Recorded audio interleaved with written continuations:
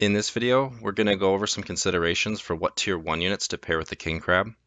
The King Crab was my favorite unit in the Battle Aces beta, and I mostly used the Crab and the Scorpion, and I was originally just going to make a video just comparing the two of them, but I figure I'll at least just give a shot to talk about all the Tier 1 units.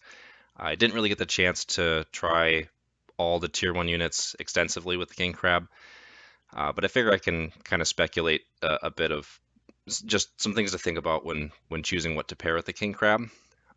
So just to start, the reason I picked the crab and then the scorpion was that I was looking for an additional melee unit that would just kind of ride alongside the king crab and keep up with it too. So the speed stat is one of the stats I was really looking carefully at.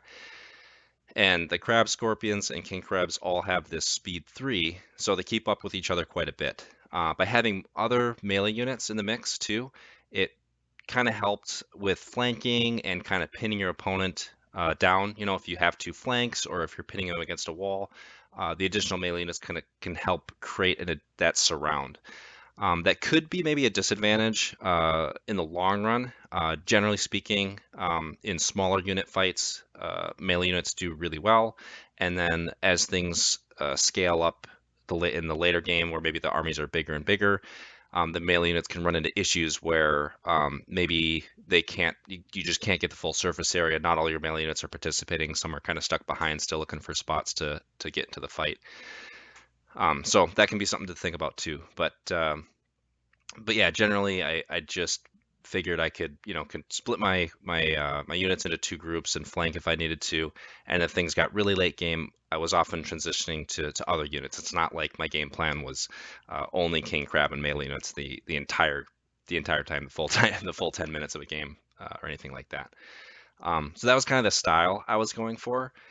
Um, and so maybe I'll keep you comparing these two just to start here. I did stay on the crab for quite a long time. I didn't really see the need to jump to Scorpion. Um, I during the beta with the war credits I had, I kind of spent them more so on Foundry units and Starforge units, and to try out some of those things.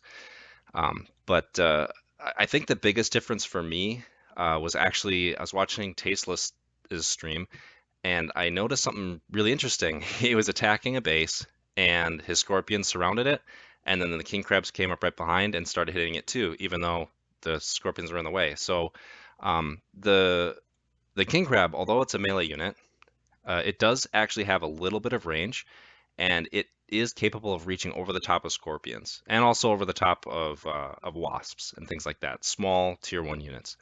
The crab though is a little bit too big, and the king crab is going to have trouble reaching over the top of it. So you'll notice that the crabs can get in the way, and then the king crab might just be sitting behind it, shuffling left and right, trying to find a spot to get in.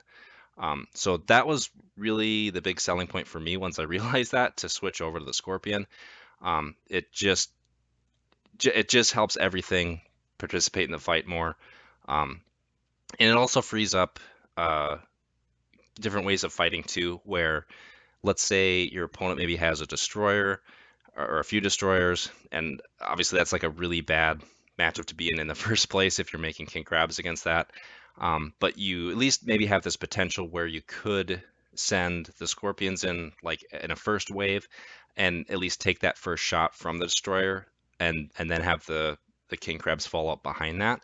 Um, you're still kind of in a disadvantage in that matchup, but that will just help a little bit. I believe the destroyer has a really um, slow fire rate, so if the destroyer does just take some immediate shots that aren't on your king crabs, that can certainly at least help a little bit. So those are kind of some things to think about. Whereas, yeah, if you have the crab, you might not want the crabs to be in front because maybe you're flanking in from a side where their tier 1 units are for the most part, and you want that king crab splash to be taking them out. Um, and uh, and I guess I skipped over this, but since we're between closed betas at this point, I'm sure a lot of people haven't actually played the game. Just to kind of talk about what the king crab is as a unit and kind of where it fits in this game. It's a big, bulky melee unit that moves reasonably fast. It is very good as as just a brute force weapon, um, and just a brute force unit that you can just engage in fights. It is good at that, but it's also good at harassment as well. It does a little bit of splash damage, so it's actually pretty fast at um, taking out workers as well.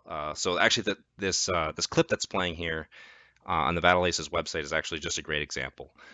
Basically, King Crab is going to do a really good job of taking out pretty much any tier one units, and also taking out workers. So, and if you watch closely here, I think yeah, it's like two swipes maybe, and it doesn't just take out a single worker, but it'll take out two because of that splash and because of how closely the workers are positioned to each other. So that's really great.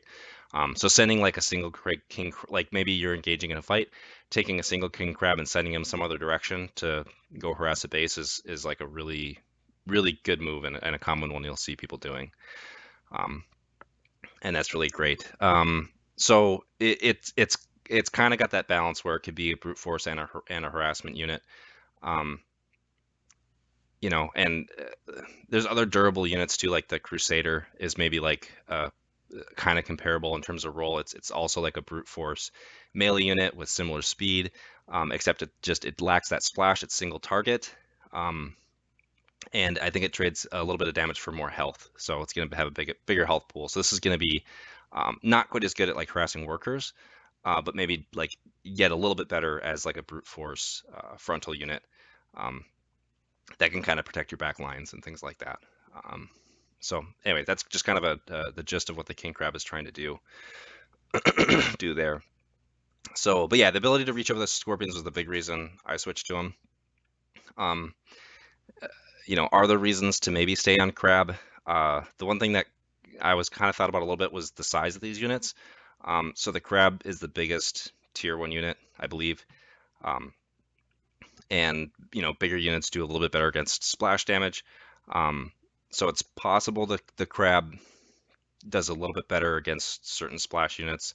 I don't have the numbers myself, but maybe down the road, other people can kind of break that down a little bit better and see if the crab would be a better fit for something. So I do think the crab does have a place in maybe other decks, but with the king crab, probably the scorpion's better.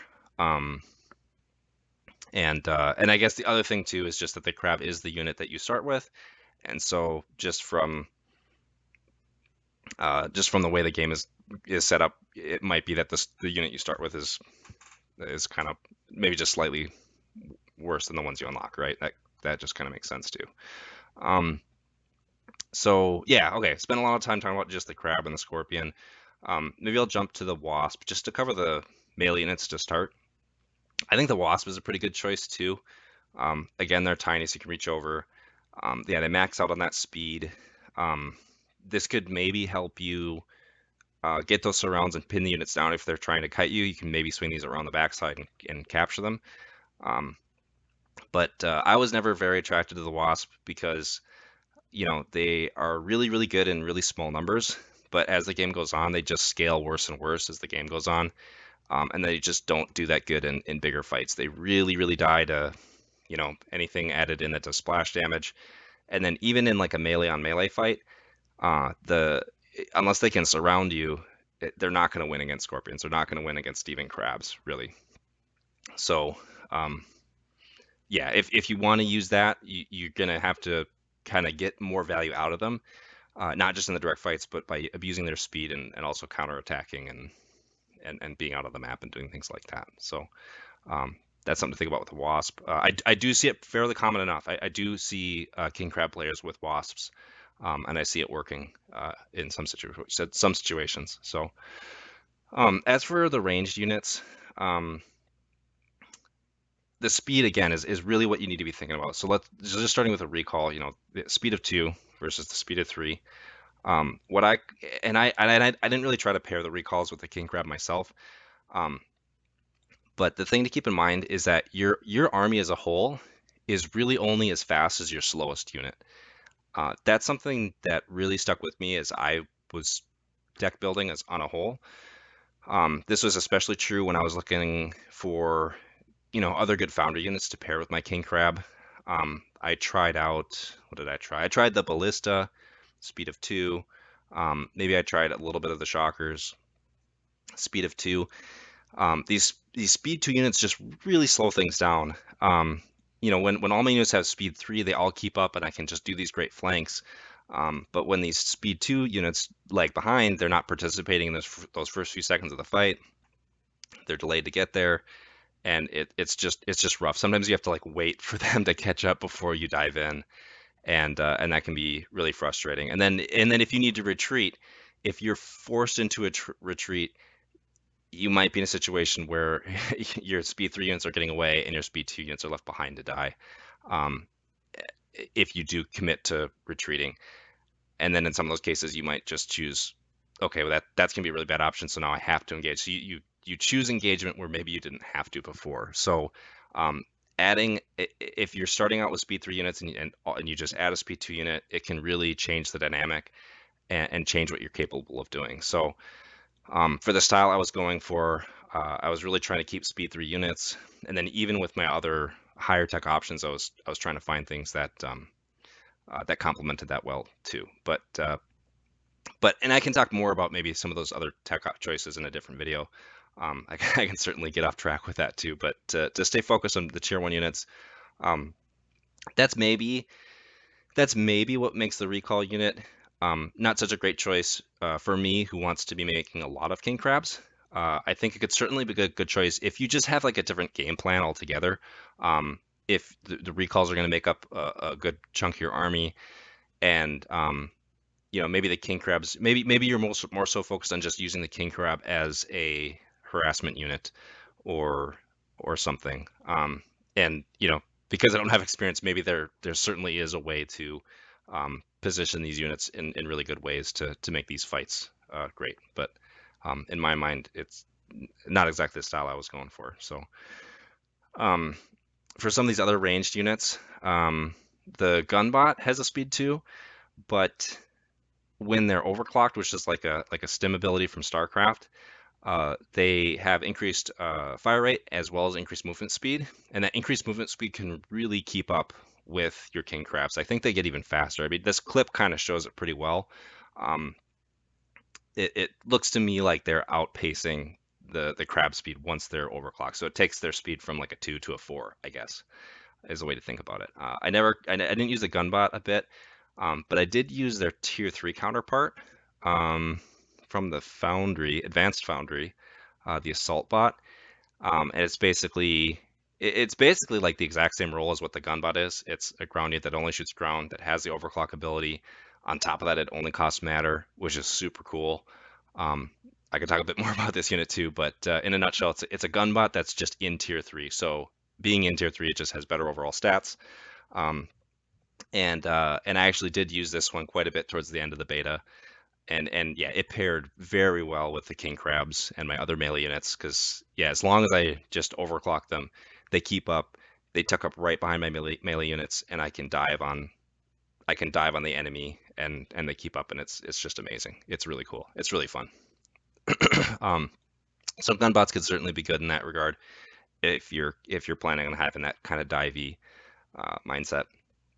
The blink the blink, the anti-ground blink, the blink hunter is really popular, really really popular choice in general as the anti-air slot. But the blinks I just really didn't see used a whole lot.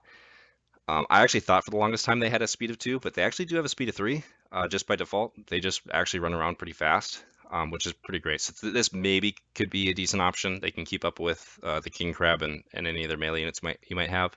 Um, but just keep in mind, I believe they are the weakest by just raw stats. Like if you're comparing the ranged choices, the recall, the gunbot, and the blink, um, they're just the weakest overall, and it's because they have that mobility, they have that higher speed, and they have that blink ability that you need to be utilizing to really get good value out of them. So yeah, not totally sure if that's the greatest choice either. And then for the anti-air choices, um, the Hunter's the Hunter. It's like the basic unit for anti-air. It's got a speed of 2. I don't know if I have a ton to say about it. It's okay, you know.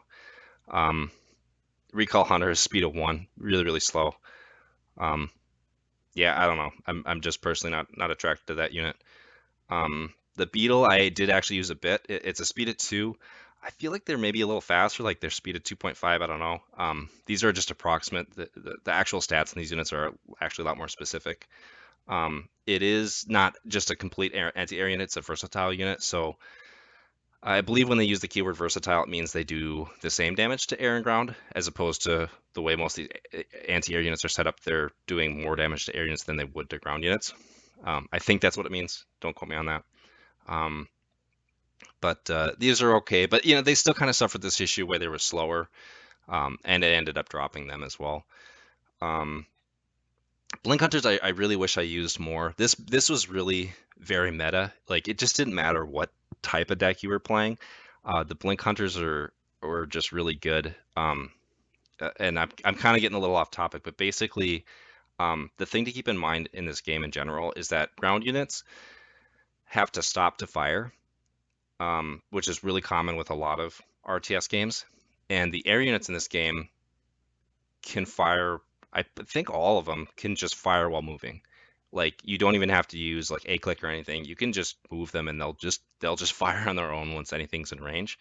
And so what ends up happening is when you have big fights and either player has air units, and the opposite player has anti-air units, the player with the air units can basically just float them around the fight and just keep their air units in a position where they're firing at ground units that can't fire back, basically. And then meanwhile, the player with their tier 1 anti-airs, let's say, they're trying to get them into position to fight, but there's all these units in the way. So oftentimes they just can't catch up, and they might be slow.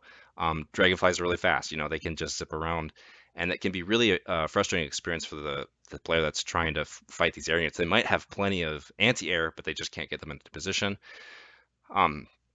Because they're just bumping into things. Meanwhile, air units just have the freedom to go anywhere. So the Blink Hunter really solves that problem by just having that blink ability. So it doesn't matter where the where the player positions the air units. The Blink Hunters could just blink to that spot and take them out. So that's a really great choice. I personally never just didn't use them a lot. I think I regret that. I definitely want to try them out a bit more. Maybe the next beta or when the game comes out. Yeah, they're a very, very popular choice. I think in one of the later patches in the beta, they actually had to nerf the Blink Hunter's damage just a little bit to make them a little bit weaker. I think that's a thing too. Same with the regular Blink unit. I believe these are gonna be a bit worse on the raw stats than a lot of the other anti-air options. But yeah, that Blink just makes them very, very useful. So yeah, that's the Blink Hunter. Missilebot is just a strong anti-air. I didn't use this one a lot either. But yeah, speed 2, but with overclock they should be able to keep up. And that can maybe also be used to help get them into better positions. And then the Hornet is the one I actually used maybe the most throughout the beta. I started out using it a bit, and then I experimented around with Beetles and other things. And then I returned to the Hornet, I think towards the end. I returned to using it.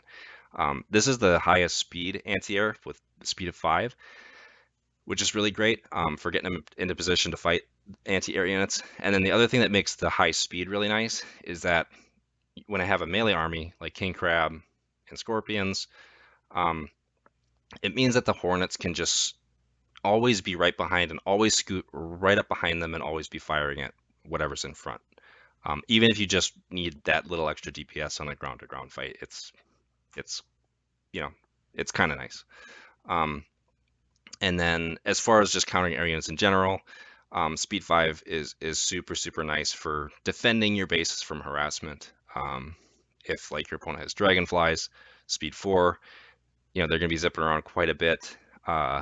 Pretty much any anti-air choice you make, like these hunters, for example, they're just not going to keep up. They could hit your third, you get your hunters in position, they go to your second, and then maybe you swing them all around, and then they can just bounce back and forth. And what you'll have to do is really divide your hunters up into 2 separate groups. And I hope each of those groups is actually sufficient to fight the dragonflies, because if not, they might just choose to engage and beat your hunters. It's just a really rough situation. But with Hornet speed, you can you can basically force engagement and either just kill them or drive them away more permanently. Um, so yeah, so those are just some considerations to think about when pairing them with the king crab. Um, yeah, I hope this was handy. I think that's most of what I wanted to cover. Probably rambled on a bit more than I thought I was gonna, but yeah, hopefully that helps. And yeah, have a good one.